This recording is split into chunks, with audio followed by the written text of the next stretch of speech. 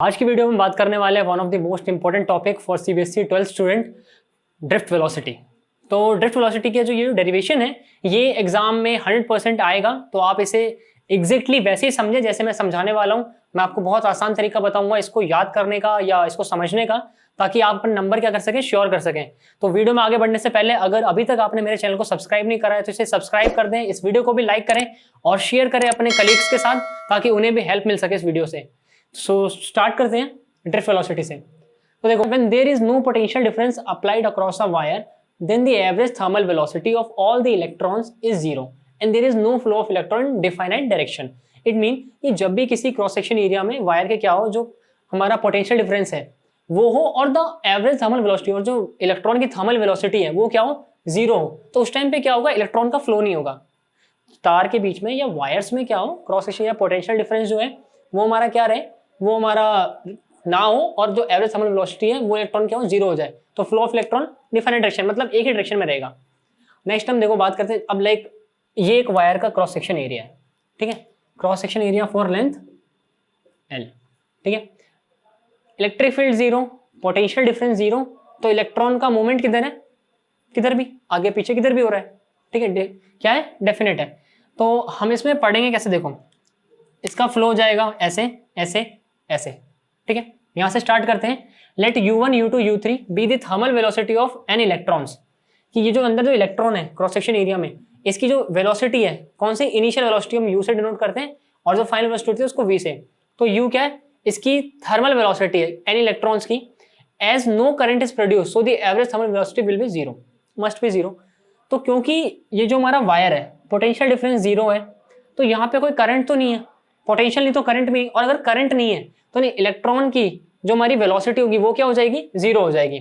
इसलिए मैंने लिखा यू एवरेज, जितने भी अंदर इलेक्ट्रॉन है इनकी एवरेज थर्मल वेलोसिटी क्या आएगी, जीरो आएगी। u1 plus u2 till un divide by n, ये जीरो आ गई। When potential difference applied then electric field set up and force act on electron, कि जब भी पोटेंशियल डिफरेंस इस पे अप्लाई होगा, मतलब जब मैं इसको किसी सोर्स से कनेक्ट करूंगा तो क्या होगा, यहाँ पे इलेक्ट्रिक फील्ड क्या हो जाएगी, अप्लाई हो जाएगी। लाइक ये मान लो पॉजिटिव हो गया, ये नेगेटिव हो गया, तो पॉजिटिव से नेगेटिव इलेक्ट्रिक फील्ड जाएगी।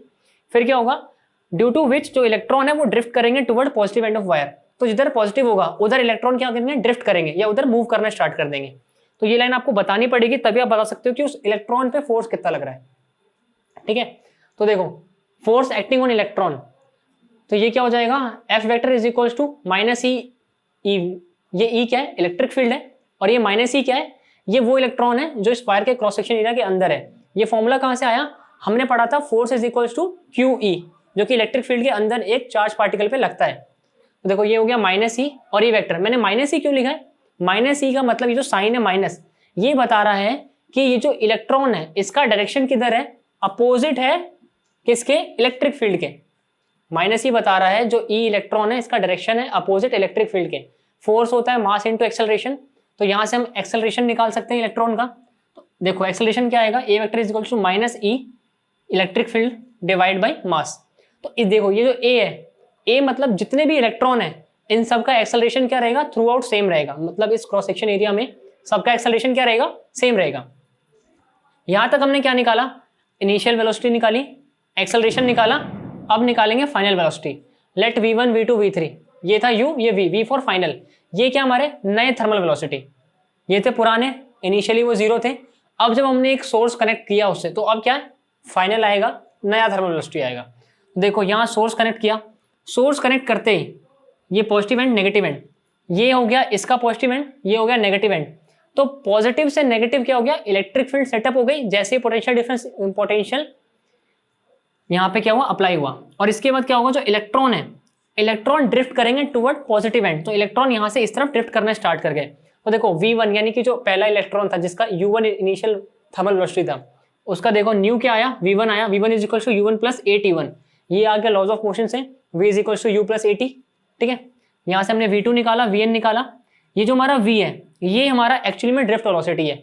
ड्रिफ्ट वेलोसिटी क्या होती है, इलेक्ट्रॉन का मूवमेंट कब, एक क्रॉस सेक्शन वायर के अंदर, जब भी उस वायर को हम किसी पोटेंशियल से क्या करते हैं, जोड़ते हैं, तो वहां पे इलेक्ट्रिक फील्ड सेटअप होता है और फिर इलेक्ट्रॉन मूव करना स्टार्ट करते हैं पॉजिटिव एंड की तरफ, वही होती है उसकी ड्रिफ्ट वेलोसिटी। तो आप ड्रिफ्ट वेलोसिटी कैसे निकालोगे, इन सारी वेलोसिटी का जो समेशन है वही तो ड्रिफ्ट वेलोसिटी है। तो देखो हम यहाँ से इनका एवरेज निकाल लेंगे, ड्रिफ्ट आ जाएगा ड्रिफ्ट वेलोसिटी को डिनोट करते हैं VD से, VD, D इसका कहाँ पे, नीचे है सबस्क्रिप्ट में, ठीक है। तो VD vector is equal to V1 plus V2 till Vn divide by N। ये जो आ रहा है ये क्या आया, ड्रिफ्ट वेलोसिटी। तो यहाँ पे V1 की वैल्यू पुट कर देते हैं इनकी, V1 V2 और Vn की। तो यहाँ वैल्यू पुट करेंगे U1 plus AT1 till U1 plus AT1 till UN plus ATN, ठीक है। यहाँ से U को साइड कर लो और AT1 को सेपरेट कर दो। किस लिए, देखो A तो हमारा कांस्टेंट है और U1 से लेके UN की वैल्यू हम यहाँ से निकाल चुके हैं। ये हमारा था इनिशियल थर्मल वेलोसिटी। तो ये जो पोर्शन है ये तो हो गया 0, ये हो गया U एवरेज जो 0 के इक्वल हो गया। बचा ये एक्सेलरेशन, मैंने आपको बताया हर इलेक्ट्रॉन के लिए क्या है, कांस्टेंट है, फिक्स है। एक्सेलरेशन को सेपरेट कर दिया, अंदर बचा T1 plus T2 plus T3 till Tn divide by N। ये जो N था दोनों तरफ सेपरेट कर दिया। अभी देखो ये जो पोर्शन है हम इसको बोलते हैं टाउ। तो यहाँ से ड्रिफ्ट वेलोसिटी क्या बचा, U average plus A dot tau, यानी A मल्टीप्लिकेशन इन टाउ, और ये U एवरेज आया 0। इनिशियल क्या था, 0 था क्योंकि कोई पोटेंशियल नहीं था। बचा ये वाला पोर्शन। तो हमारा ड्रिफ्ट वेलोसिटी क्या होता है, A डॉट टाउ, ठीक है, A वेक्टर डॉट टाउ। और ये टाउ क्या होता है, ये जो मैंने यहाँ पे जो बोला ये T1 से Tn, T मतलब टाइम, तो ये होता है हमारा रिलैक्सेशन टाइम। रिलैक्सेशन टाइम मतलब बेसिकली ये वो एवरेज टाइम होता है बिटवीन टू सक्सेसिव कोलिजन। मतलब जितने भी टू कोलिजन्स होते हैं, जितने भी एक के बाद एक सक्सेसिव कोलिजन होते जा रहे हैं, उनके बीच का जो एवरेज टाइम होता है, एक के बाद दूसरा कोलिजन होने में जो एवरेज टाइम है, उसको बोलते हैं रिलैक्सेशन टाइम। कि भाई कितनी देर के लिए हमारा इलेक्ट्रॉन रिलैक्स कर रहा है अगले कोलिजन से पहले, ठीक है। तो इसको हम टाउ से डिनोट करते हैं। तो ये जो टाउ है, इस टाउ में, टाउ को छोड़ दो, जो एक्सेलरेशन है हमने यहाँ से एक्सेलरेशन की वैल्यू निकाली थी माइनस ई बाई एम, तो इसको यहाँ पुट कर देंगे। VD आ गया minus E for electron tau into में electric field divide by m, ठीक है। अगर आप इसमें इसको पुट कर दोगे तो आपका ड्रिफ्ट वेलोसिटी आ जाएगा। ये होती है हमारी ड्रिफ्ट वेलोसिटी की एक्सप्रेशन, जिसको आपको एग्जाम में क्या करना है, रिड्यूस करना है, डिराइव करना है, और ये अच्छे खासे वेटेज में आएगा और श्योर है कि ये आएगा। जब मैंने एग्जाम दिया था, मेरे एग्जाम में भी आया था और आगे के एग्जाम में भी आया है, ठीक है। इसके पे कुछ नोट देख लेते हैं। नोट क्या है, ड्रिफ्ट वेलोसिटी किस पे डिपेंड करता है। तो देखो E electric field tau by M, जो E और M है ये तो कांस्टेंट है भाई, उसमें लगे क्रॉस सेक्शन एरिया में जो नंबर ऑफ इलेक्ट्रॉन है वो तो बढ़ घट नहीं सकते, वो तो फिक्स ही रहेंगे। तो E कांस्टेंट और जो मास है वो भी कांस्टेंट। तो ये दो चीजें कांस्टेंट होगी, तो बचा क्या, इलेक्ट्रिक फील्ड और टाउ। तो ड्रिफ्ट वेलोसिटी डिपेंड करती है इलेक्ट्रिक फील्ड पे और टाउ पे, ठीक है। इलेक्ट्रिक फील्ड की इंटेंसिटी डिपेंड करता है कि आपने पोटेंशियल कितना यूज करा है, ठीक है। और टाउ रिलैक्सेशन टाइम है कि भाई टाइम कभी कम भी हो सकता है, कभी ज्यादा भी हो सकता है कोलिजन में। तो ये जो देखो ड्रिफ्ट वेलोसिटी बढ़ेगी कब, जब इलेक्ट्रिक फील्ड घट जाए और जो E है चार्ज वो गिर जाए, कम हो जाए, ठीक है। सॉरी यहाँ मैंने E क्यों लिखा है, ये टाउ है, ठीक है। टाउ पे डिपेंड करता है टाउ, और ये भी टाउ। VD डिपेंड करता है टाउ पे और E पे। और जो टाउ है यानी रिलैक्सेशन टाइम, ये होता है इनवर्सली प्रोपोर्शनल टेम्परेचर के।